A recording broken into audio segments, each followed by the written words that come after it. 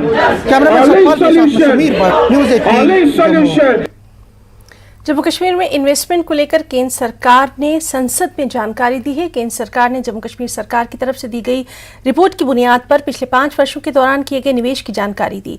2017-18 के बाद से निवेश में कमी दर्ज की गई है। लोकसभा में गृह मंत्रालय की लिखित जानकारी के अनुसार साल 2017-18 तक 840.55 करोड़ रुपए का निवेश आया, जबकि 2018-19 में 590.97 करोड़ रुपए का इन्वेस्टमेंट हुआ। 2019-20 में 296.64 करोड़ रुपए, 2020-21 में 412.74 करोड़ रुपए और 2021 में 376.76 करोड़ रुपए का निवेश आया है। संसद में जानकारी दी गई। इसके अनुसार सरकार ने जम्मू कश्मीर के लिए 64,000 करोड़ रुपए के निवेश प्रस्ताव की सूचना दी है।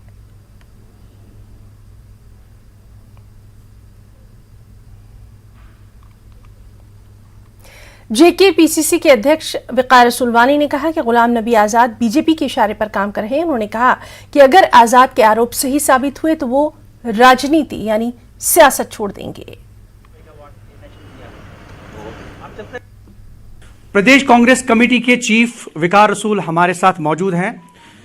वक़ार रसूल से बात करेंगे। जो आजकल गुलाम नबी आज़ाद और इनके दरमियान लफ्जी जंग शुरू हो गई है, इस हवाले से बात करेंगे।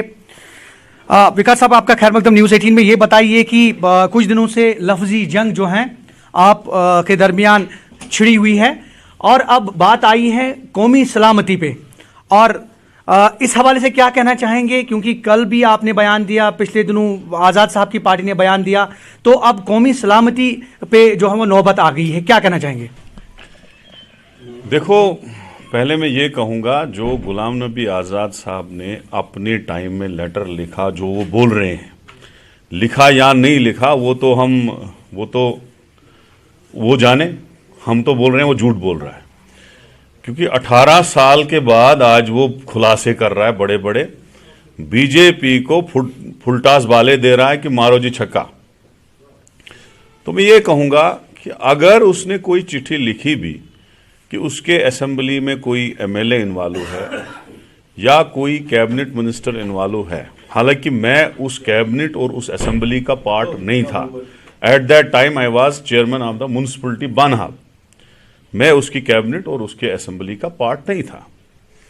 तो हमने, जब उसने इंटरव्यू दिया, हमने वापस कहा कि अगर आप उस वक्त चीफ मिनिस्टर थे, अगर आप उस वक्त यूनिफाइड कमांड के चेयरमैन थे, अगर आपके पास होम डिपार्टमेंट भी था और कांग्रेस की सरकार थी ऊपर, और ये सीनियर मोस्ट लीडर कांग्रेस का यहां सीएम था, मतलब वो एक्ट एज प्राइम मिनिस्टर ही करता था यहां पे, तो आपने उस वक्त एक्शन क्यों नहीं लिया उन अनासिर पे जिनके लिए आप बोल रहे हैं हमने लेटर लिखा कि वो मिलिटेंसी में इन्वॉल्व थे? अगर आपने एक्शन नहीं लिया तो उसका मतलब है आपने नेशनल सिक्योरिटी पे, कौमी सलामती पे कंप्रोमाइज किया।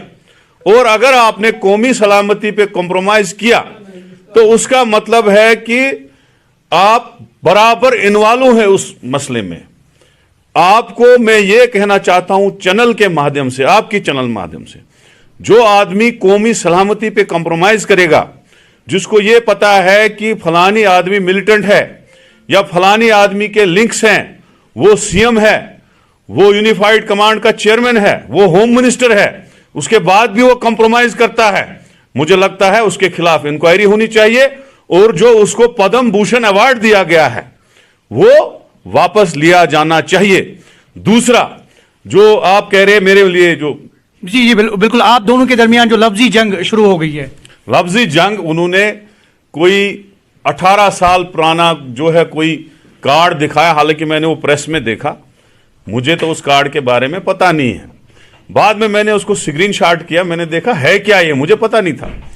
तो वहां पे मैंने पाया ना उस कार्ड पे कोई साइन है, ना उस पे कोई मेरा साइन है, ना उस पे कोई मोहर है, और जिस मिलिटेंट का जिक्र करते हैं उस कार्ड पे उसका नाम भी नहीं है। और बाद में मैंने सोचा क्या पता कोई खाने में रिकॉर्ड हो जब वो मिलिटेंट मरा है, तो मैंने अपनी टीम थाने में भेजी, वहां से एफआईआर निकाला। एफआईआर में ना उस कार्ड का कोई जिक्र है, ना कोई उस मिलिटेंट से कार्ड पकड़ा गया है, जो ये कार्ड दिखा रहे हैं वो किसी और का नाम है। और वो सारा जो है एक फैक्टिशियस पूरा प्री प्लान्ड तहत मुझे बदनाम करने की कोशिश की गई है। मैंने सुना है कि गुलाम नबी आजाद ने वो अपने व्हाट्सएप पे न्यूज चैनल वालों को भेजा है, जो मुझे अननाउन सोर्स से पता चला है। तो लिहाजा हमने क्या किया है, हमने एक वकीलों की पूरी टीम, कांग्रेस के भी हमारे वकील हैं, जफर शाह जैसे हमने वकील हायर किए हैं, और इंशाअल्लाह रहमान आने वाले दिनों में उनको नोटिस जाएंगी। उनको दिखाना पड़ेगा कि एक PCC chief, ex minister, ex MLA और मेरी इतनी साफ छवि है लोगों में, किसी भी मामले में हम नेशनलिस्ट रहे हैं। मेरे पूरा खानदान 62 साल से कांग्रेसी है। मेरा अंकल लेजिस्लेचर रहा है, फादर लेजिस्लेचर रहा है, खुद मैंने नेशनलिस्ट होके पूरा काम किया है पिछले 20-25 साल में। मेरी छवि खराब करने की ये कोशिश करेंगे। विकास साहब, ये बताइए कि क्या ये अनुमान लगाया जाए कि ये आप पे जाती अटैक है या फिर आपकी पार्टी पे ये अटैक है? जनाब, ये बीजेपी के साथ मिलके, मोदी, अमित शाह और आरएसएस के साथ मिलके पूरी साजिश बना रहा है कांग्रेस को बदनाम करने के लिए, राहुल गांधी को बदनाम करने के लिए, फेक खबरें फैला के। मैं ओपन हूं, इस वक्त भी यहां डामोले में मौजूद हूं। आए गुलाम नबी आजाद सबूत लेके, लेकिन वो आए, मुझे दिखाए। अगर वो साबित हुए, जो सजा मुझे देनी है वो दो, और मैं सियासत से रिजाइन करूंगा। झूठ बोल रहा है, फरेब बोल रहा है, इस उम्र में उसको फ्रॉड नहीं बोलना चाहिए। आप उस कार्ड को लाओ, आप देखो उसमें कोई सिग्नेचर है मेरा, आप देखो उसमें कोई मोहर है। अब मैंने तो कल कोई प्रेस में वो स्क्रीनशॉट करके देखा, मुझे पता ही नहीं 18 साल पहले की कोई खबर ला रहे हैं झूठी, फ्रॉड, ना उसका कोई सबूत है।